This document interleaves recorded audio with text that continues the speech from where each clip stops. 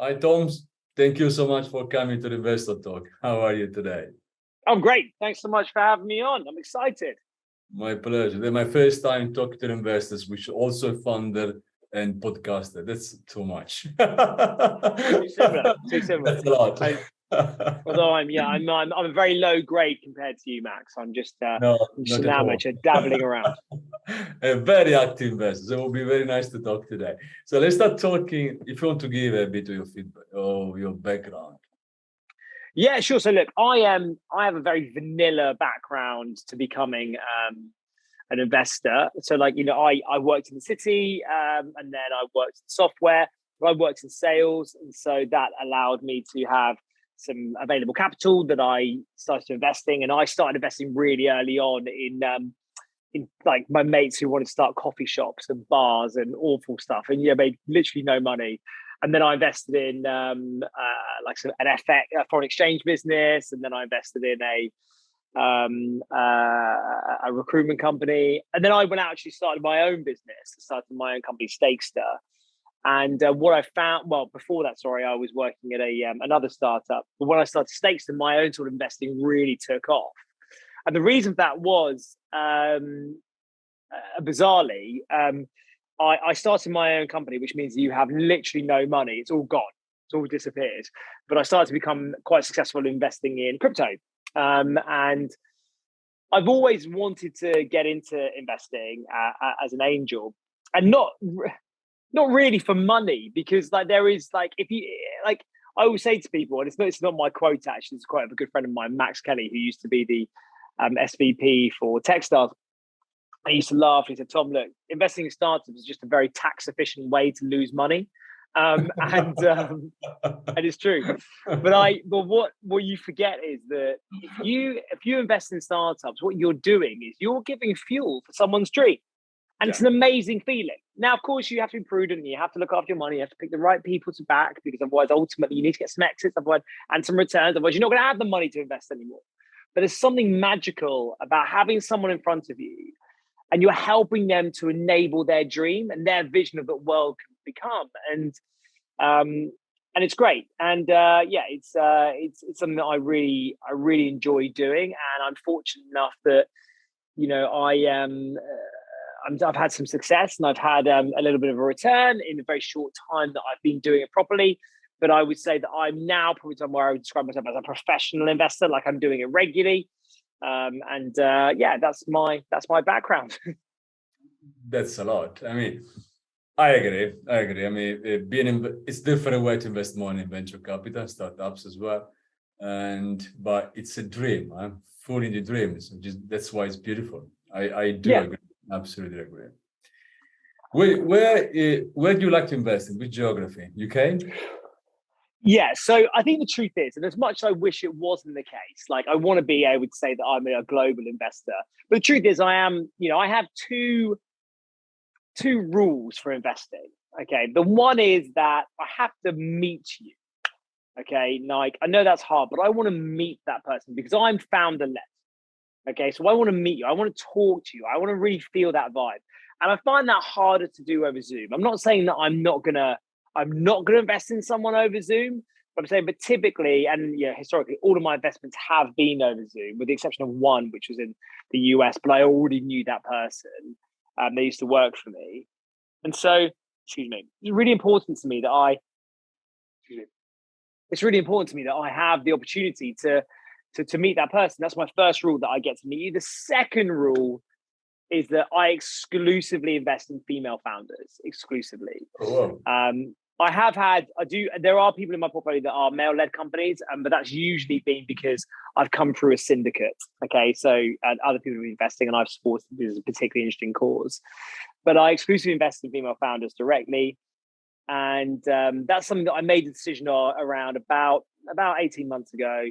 I started getting serious into this because some people who were very close to me, I saw how much harder it was for them to raise money than other people. And I was like, wow, mate, if I want this to change, there's no point just whinging about it. I've got to be the change. And so, positively discriminating and just saying, look, if you're not a female founder, don't come to me for money. Absolutely agree. I mean, how much do you normally invest? It varies. So as we saying to you earlier, I have a fairly loose model for investing, and that is that I invest my crypto profits. So some months it's really good and people do really well, and other months it's really bad. And actually, I'm in I'm an LP for a fund called Potential Climate Ventures, and they Pete there who runs the show. I told him this. I said, look, yeah, he came on my podcast and said, Pete, look, I only invest what I've made from those funds. And he literally just like dropped me a message. He just waited until crypto was bouncing, and he's like, let's go for it. Yeah, so it's very funny. So yeah, that's where we are. So I mean, you are very active, and we were talking before starting. How many investments have you done so far? So far, I would say yes. So probably you asked. I think exactly. I don't know, but roughly. Over 40 to 50. I would say. That's a serious number. How many years? How many? You know, many years. How many years? Oh yeah. God. Probably 8. Probably no. I'd say realistically in the past 18 months.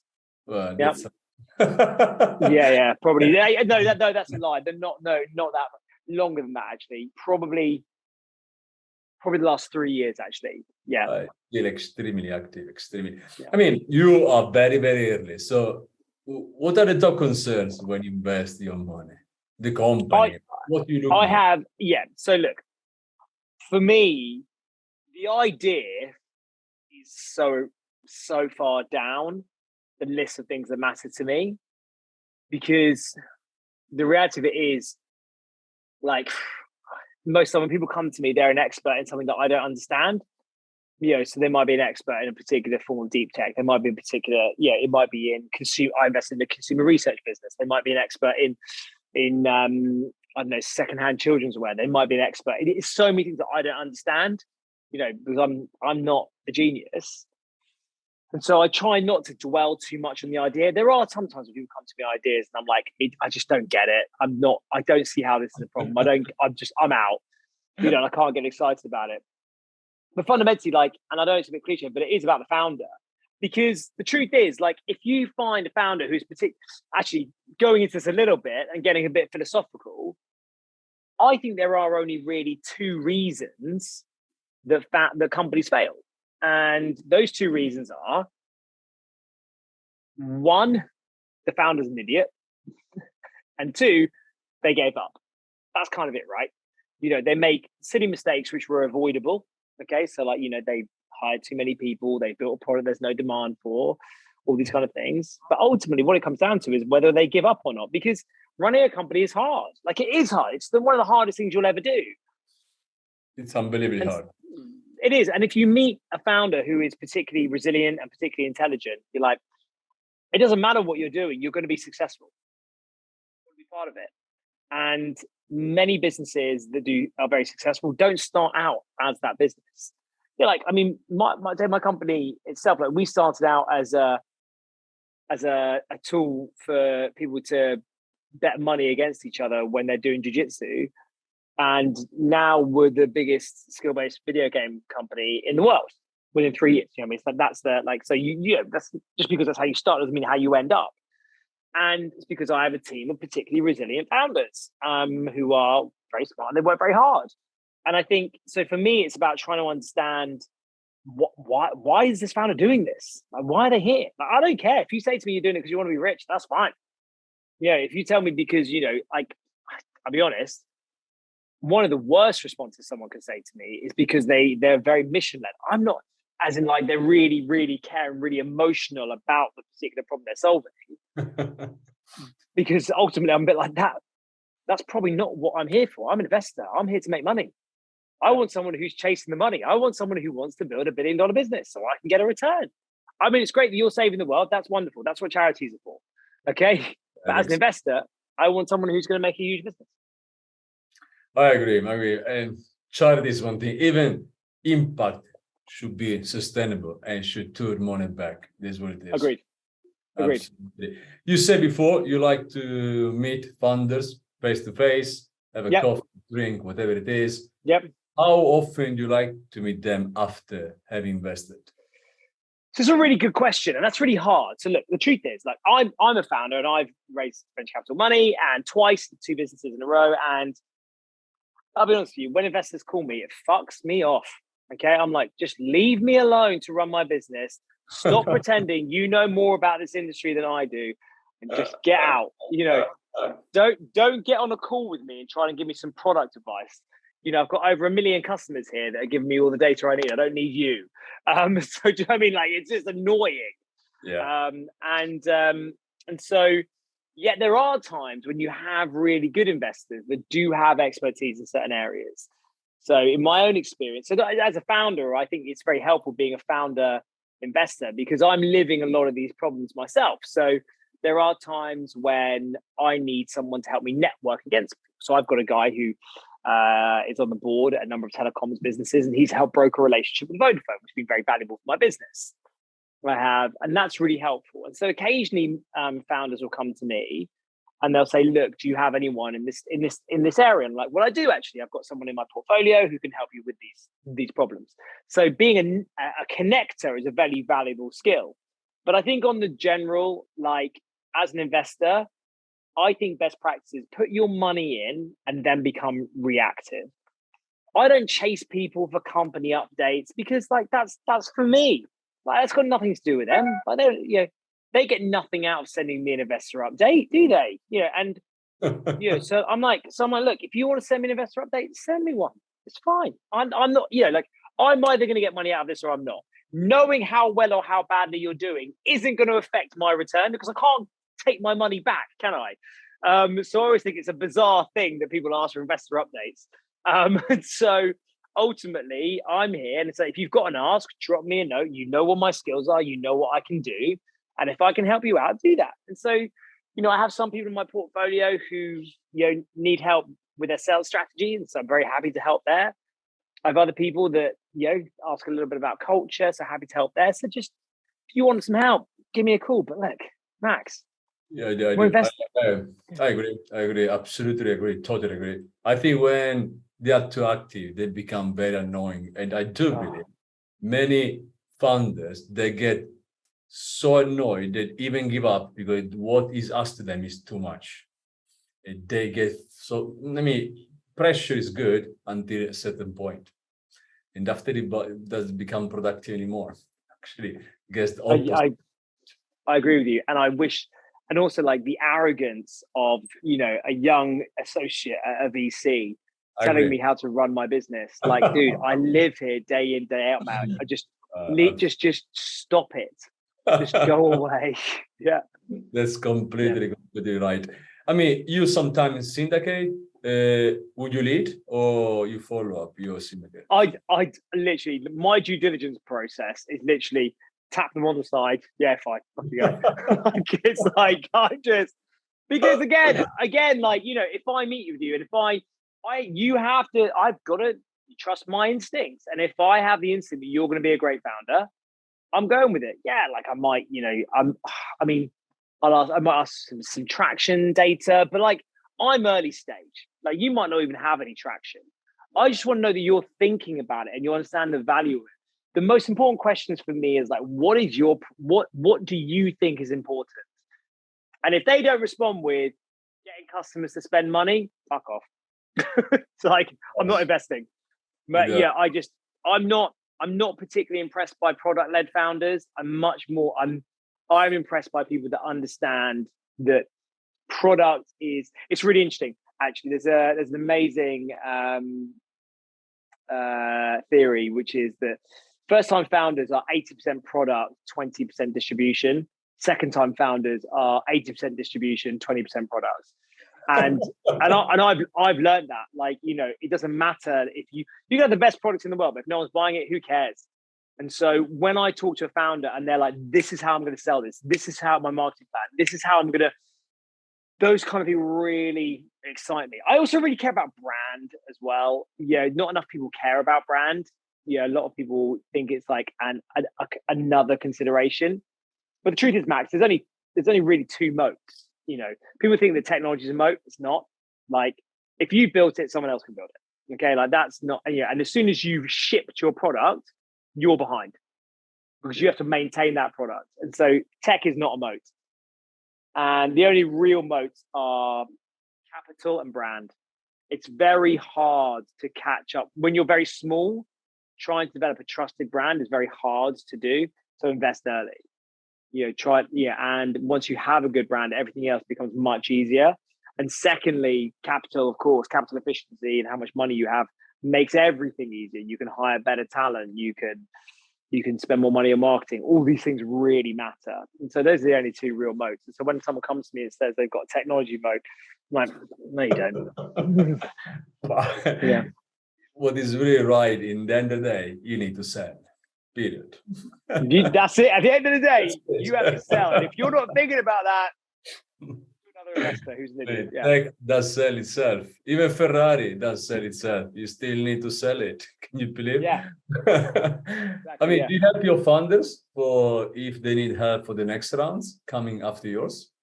I don't really have the capital to do it. Like I'm only a small investor. No, I mean introductions. I'm talking. Oh yeah, all the time.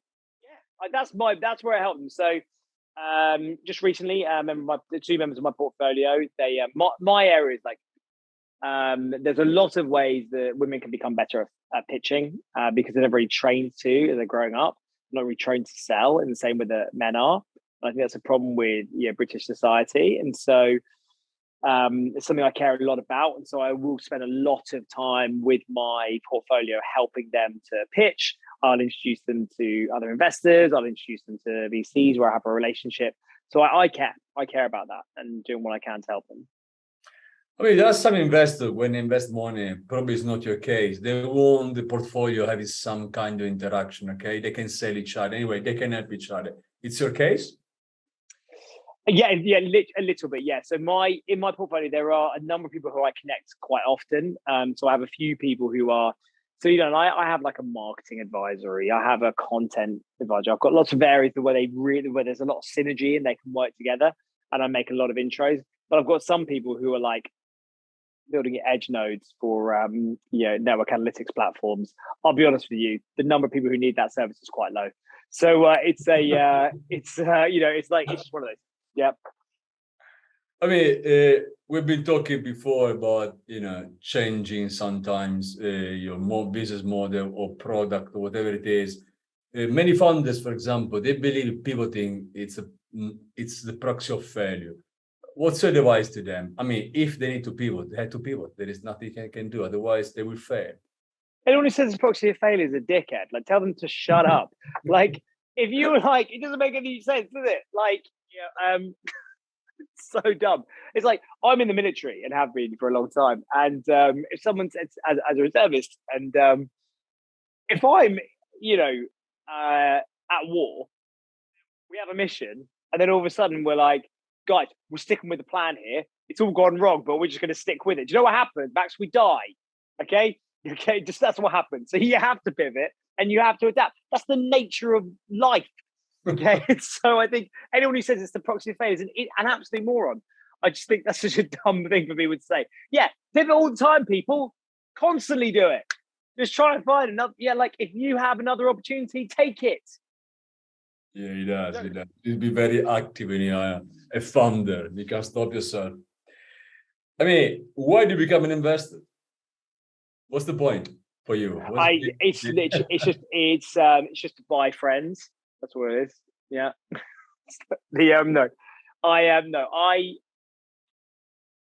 I mean, look, it's entirely selfish, Max. I might make a lot of money from it, and I certainly hope I do, but I'll just spend that on investing in more people again. I'm never going to see the fruits of that. The truth is, it's just so exciting. It's so exciting to be involved in the future. If you invest in pre-seed and seed stage, you'll see in the future. This is the stuff that's going to become mainstream. You're right at the cutting edge, and that's really cool. At the same time, you get to meet with the brightest and most capable people who will ever live. They're all the greatest. Yeah. All the people we aspire to, the people we think are the smartest people on the planet, they're all founders. That's what they are. It's amazing. You get to interact with these people. You get a ticket to spend time with these people. And that's great as well, because you're learning all the time. And then thirdly, it's just such a good feeling, like fueling someone's dream, just being there when someone is, when you speak to someone who's pitching you for money, they have been slapped in the face and said no to God knows how many times.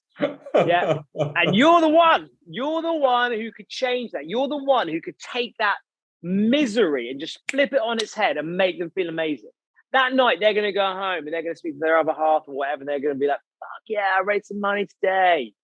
And that's an amazing feeling. And you might give them enough money that they might be able to go and like hire that person they've always wanted to hire. And then you're helping fuel someone else's dream. And you're starting that. And that's an amazing feeling to be able to do that. I love it. I mean, except be a woman, which is you decided today, back in female founders. Which should be the founder persona, the typical coming to you to attract you as, okay, I want to give you my money? So what do I find? What do I like to see in a founder? Yeah, an ideal persona, which is the characteristic they should have. Yeah, I always say there's three things that there are three things that I really care about. Okay, one is self-awareness. Tell me what you're good at and tell me what you're not good at. If you're humble and you just tell me all the stuff you're not good at, I don't care. Leave me alone. I need you to know what you're good at and what you're not good at. I want that self-awareness and that honesty with yourself about what it's okay to accept that you're really good at something. I'm fine with that. If you're really good at sales or marketing, or you're really good at accounts, I don't care. Tell me. I want to know. Okay. And if you're rubbish at something else, tell me. That's fine. Most of us aren't good at everything. Okay. And so if you're really bad at something, just be honest with me. I love that. I want self-awareness. That's the first thing. Second of all, you need to be really, really motivated. Okay. And the reason I say that is that ultimately you are going to be the person who is going to be hiring the best talent.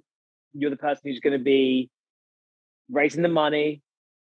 You're the person that's going to be making sure that all of your talent are motivated and ready to keep going in the hard times. And that really matters. If you aren't a motivating person and you're not inspiring, you're not going to make this work. It doesn't work like that. You have to have that. You have to be able to stand up in front of a group of people, and when the shit is rubbish, you need to be the one that makes them feel great. That's who you need to be. And if you haven't got that, don't come to me, because you will fail. And then finally, if you are unbelievably competitive, if you want, I want to be number one. If you come to me and say that, I want to be number 4, get out. Self-awareness, motivational, and competitive. Those 3 characteristics, I'm in. I mean, but if a founder is coming to you, how they should pitch you? It's very complicated for founders sometimes. Yeah. So I'm really into this. Okay, so okay. The truth is, the shorter your pitch, the more likely you are to get a meeting with me. Okay, the more likely you are. That's the first and foremost. Okay, if you send me, and I get it through LinkedIn most of the time, and if it's I'm just not going to read it, Max. I'm just going to be like, just fuck, I don't care. Leave me alone. Okay, all right. I'm not going to read it. Don't start and also don't be apologetic. Don't apologize. Don't start your email with, hi, hope you're well. Oh, sorry for the unsolicited. Sorry for the direct response. I don't care. Stop it. Just stop apologizing for giving me an opportunity to make lots of money. Don't do that. Okay? Open up and just say, hi, Tom. I don't know who your name is. It's on LinkedIn. Don't tell me who your name is. That's another thing that annoys me. I've just said it, but it annoys me. Hi. I am the founder of X. We do X for Y. That's what we do. That's it. So far, we have achieved. Give me some evidence of success. I am going to make this better. I'm going to make this successful because I have done this before and that before. Can I have a meeting? Yeah, done. That's it. Do not try to sell me your business in that initial email. You cannot close me in your first email. You're there to close a meeting. So get me excited. Don't tell me how big the market is. I don't care. You're lying. Everyone tells me how big the market is. All right. This is wrong. It's a $7 squillion market. Yeah, I'm sure it is. I've literally no way of validating that. Sorry. I'm very passionate about it. Open up. Just tell me, what are you doing? Who is it for? And why are you better than everyone else? That's all I want to know. You write a good email, I'm meeting with you. We're in. Yeah. I mean, you say already, you normally approach by LinkedIn. What else? I tend to get it by LinkedIn almost exclusively. People come to me. I also get people who ask to come on my podcast, which is good. And then I approach people. Okay. So I'm a big fan. Like I said, I really care about brand, and I also care about personal brand. And I firmly believe that if you have a strong personal brand, it will be easier for you to attract talent and attract money. It does. Okay. And so I am impressed by people who put the time in to grow their personal brand on LinkedIn. I'm impressed by that. So if you have, 8,000 plus followers on LinkedIn and you've put the time in to grow that, because it's hard to do if you're a founder. Yeah. Okay. And if you put the time in and you've committed to that, I'm impressed by that. And I will reach out to you. Okay. And it worked for me. I raised $3 million off of a single LinkedIn post. True story. Oh, that's okay. That's astonishing. Yeah. Because I care about brand. If you build a network with the right people, it pays off. I don't often invest in people via referral because I don't get that many referrals. I get some, but I'm usually a bit I don't. When people I'm referred by people, it usually means that someone thinks that I'm a particularly good fit for them as an investor, which is fine. But that means I'm going to have to commit actual time to being that person that you want me to be. And that can be quite difficult.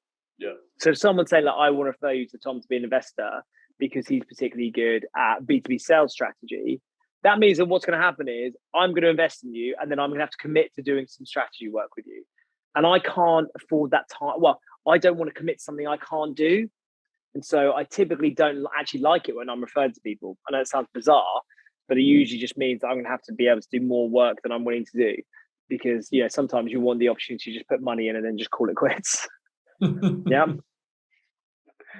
I mean, there are some investors very, so pro IP, considering IP the most important in any startup where anyway IP has some kind of weights. What about you? Do you care about IP belonging to the founders or just go? No, the only IP that I care about is the people who work for you. So I don't care. The truth is the best example I always think of is Facebook. Facebook is the ugliest, worst product ever made. I agree. Totally. And it's it's the biggest social media platform on the planet. I don't give a about IP. Who cares? It doesn't matter. People are like, oh, you really care about IP? Really, I want to be, and I'm really into deep tech. I hate when people say they're into deep tech as well. I'm like, what does that even mean? When does it become deep tech? I'm into shallow tech. I just don't get it. But what I will say though is that I only invest in technology companies. I can't. I've done it too many times where I've invested in recruitment businesses and they never sell. It's just and I've invested in a number of coffee shops and none of them make any money at all. So I am a tech investor. I mean, I would like to close with this one. I mean, it's been so great interviewing you. If you can tell to the founders today where they should start the next venture, next business, which are the main topics that really can pay off in 3, 5, 10 years?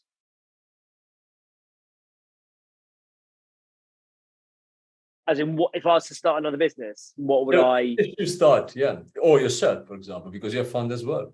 Where do you see the major markets now to pay big numbers one day?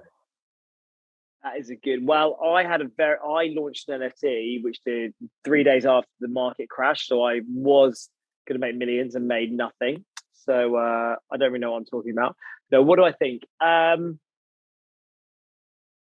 where do I think the big money is next? Obviously, my business I care a lot about. We've gone from being born to being worth almost 100 million in 3 years, so it's gone pretty well.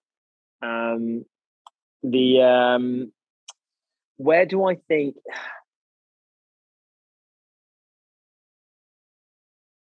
You come from crypto. You have good knowledge when it comes to. Yeah, I do. Do you know what? This is right. Well, this is it. Right. Okay. So I have a theory about startups, and that is that being the first mover is dumb. I don't like it. You want to be the second mover. And I really believe in the hype cycle. Okay. So by Gartner. And anyone who's listening, look up the Gartner hype cycle. It's a really powerful trend around adoption for technology. And if you take something like NFTs as an example, they grew very, very quickly. It's very good to be involved in a business when it's going up there because you can make very quick returns. But the reality of it is that you will lose most of that money because the market will lose trust. And so I'm very much someone who likes to be involved in the second wave, because by that point, there's a bit more trust. There's an opportunity to really build a brand. There's an opportunity to really grow, and but with a bit more stability. So I don't get really excited about hyperinflated numbers and then the market just drop off. And so where do I think there's areas that I think it's a really good opportunity to grow? I actually think that this is going to be controversial. I think that regression tech is what I call it, is something where I think there's a good opportunity right now. I think a lot of the world invested in video and remote working and so forth and metaverse-based things. I think that we are going to see a resurgence in physical activity. Okay, I think we're going to see a resurgence in people actually interacting with each other, people coming back into offices. But I think there'll be and I think anything that is going to, because all those businesses that fell away and didn't survive, I think there's a real opportunity to get back into that. And I'm starting to see a bit of it now, like trying to book a session with a physical company. So like Flight Club is a darts club in London where you can go out and play darts. Like pre-pandemic, you could always get a board. Now you can't get anything. You just can't get anything because people are desperate because the demand's there, but the supply isn't. And so I think that's an area where things are going to get better. One area that I am fascinated by and I really want to get into is, which is a bit more exciting, is insertion technology. So that's, I think that things like Neuralink for Elon Musk, if someone came to me and had some amazing technology, not around wearable tech I'm not that into, but actually like insertion. So stuff like if I could get a chip put into my body to give me all of the medical data that I needed and sharing that with the NHS or whatever, with my doctor, that would be particularly interesting to me. I think we're at the point now where we can deal with data at such a huge scale that if you can provide more data to medical professionals, I think they can do a lot more with that in terms of signaling. I think that's an area that'd be really exciting. Where do you see metaverse? Do you think can pay off one day? Today, technology is not there at all. I mean, still we are fine. I don't think the demand's there. I don't think it's the technology that's the problem. I think that what happens, you think about Hopin's a really good example, is that the technology for video conferences, not conferencing, but like exhibitions and events, was absolutely like the technology's been there forever. Yeah. But the demand wasn't there because people wanted to go face to face. And the second the demand came, it developed. I think the technology is there for metaverse. I just don't think that the demand is. Because I think if the demand was there, it would be built and it would be happening. And so I think it's a bit of a misnomer. I personally am a naysayer, and I don't think it's a thing. I don't think that we're at the point where people care enough that people are willing to do it. And because I think if they did care enough, it would be happening. I agree. Thomas, thank you very much for coming to the TheInvestorTalk. Thank you so much for having me, Max. Absolutely pleasure. Thank you very much. That's a different way to have an investor talking to. Well, I hope it was okay. Maybe too honest. Thank you so much. Take care. Thank you.